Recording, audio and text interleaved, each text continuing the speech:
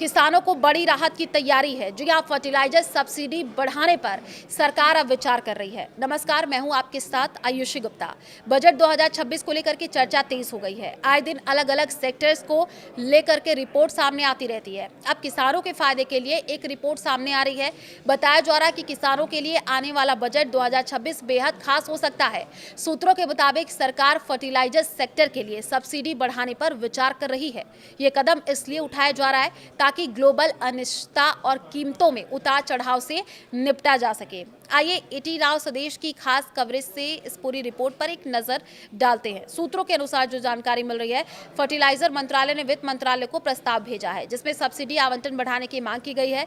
मंत्रालय का कहना है कि अंतर्राष्ट्रीय बाजार में कीमतों में भारी उतार चढ़ाव हो रहा है, जिससे किसानों को सस्ती दरों पर खाद उपलब्ध कराना चुनौतीपूर्ण हो गया है। इस स्थिति से निपटने के लिए सब्सिडी बढ़ाना जरूरी है।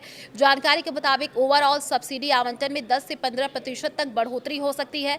वित्त वर्ष 2026 में ये आवंटन लगभग 1.6 लाख करोड़ था। अगर ये बढ़ोतरी होती है तो किसानों को खाद की उपलब्धता और कीमतों में राहत मिलेगी। पिछले बजट में यूरिया के लिए 1.18 लाख करोड़ का आवंटन किया गया था। वहीं आपको बता दें कि एनबीएस यानी न्यूट्रिएंट्स बेस्ड सब्सिडी कैटेगरी के फर्टिलाइजर के लिए 49,000 करोड़ की सब्सिडी दी गई थी। खरीफ और रबी सीजन में बढ़ती मांग को देखते हुए सरकार अब सब्सिडी बढ़ाने पर विचार कर रही है। सरकार ये चाहती है कि घरेलू बाजार में पर्याप्त मात्रा में फर्टिलाइजर उपलब्ध रहे और वो भी किफायती दरों पर। इसके लिए कंपनियों पर ज्यादा बोझ न पड़े, इसलिए सब्सिडी बढ़ाना जरूरी है।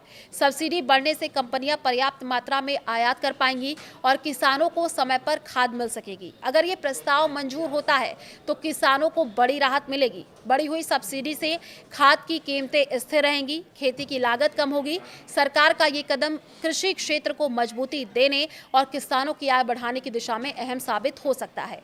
फर्टिलाइजर सब्सिडी का जो मतलब वो भी आपको बताएं। इसका मतलब ये है कि सरकार किसानों को बाजार दर से कम कीमत पर खाद उपलब्ध कराने के लिए उर्वरक कंपनियों को आर्थिक सहायता देती है ताकि किसानों पर बोझ कम हो और उन्हें किफायती दरों पर खाद मिल सके।